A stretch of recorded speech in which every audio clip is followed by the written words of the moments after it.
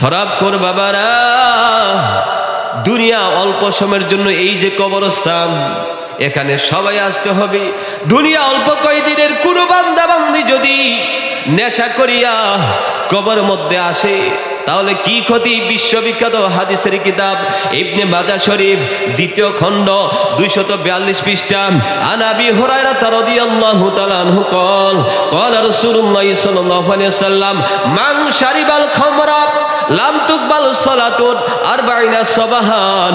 আমার নবী বলেন, উম্মতেরা রে, কোন বান্দা যদি একবার মদ পান করে, লাম তুকবাল সালাতুন 40 সাবাহাত, 40 দিন তার নামাজ কবুল হবে না। বলি নাউজুবিল্লাহ। একবার যদি মদ পান করে, মান শারিবাল খামরা, খামরুন শব্দের অর্থ হচ্ছে মদ। আমার নবী বলেন, উম্মতেরা রে, কোন ব্যক্তি যদি একটাবার মদ পান করে, লাম তুকবাল সালাতুন 40 সাবাহা, একদিন নয়, 2 দিন নয়, তার 40 দিন নামাজ কবুল হবে না, হবে না।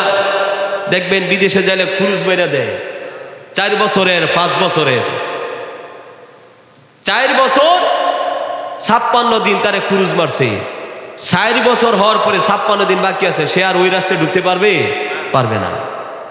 ঠিক তদ্রুপভাবে আমার নবী বলেন, মান শারিবাল খামরা, যেই ব্যক্তি একবার মদ পান করবে, লাম তুকবাল সালাতুন, তার নামাজ কবুল হবে না 40 সাবাহা, 40 দিন।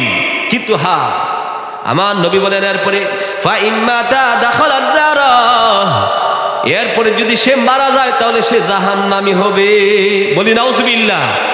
এরপরে আমার নবী বলতেছেন, ফা ইন তাবা তাবাল্লাহু আলাইহি, তবে হ্যাঁ, সে যদি খাঁটি ভাবে তওবা করতে পারে, আল্লাহ আমি মদ পান করে ভুল করেছি, আল্লাহ তুমি আমাকে মাফ করে দাও, আমি আর কোনোদিন পার করব না, কোনোদিন এই নেশার পান করব না, পরের দিন থেকে নামাজ কবুল হয়ে যাবে।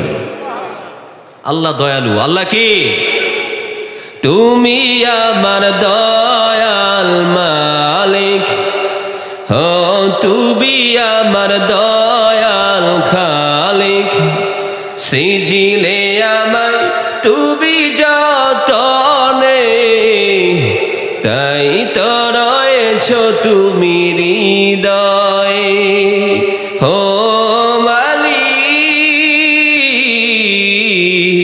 হো মালিক, তুমি আমার দয়াল মালিক, তুমি আমার দয়াল খালিক, সৃজিলে আমার তুমি যতনে, তাই তো রয়েছ তুমি হৃদয়ে।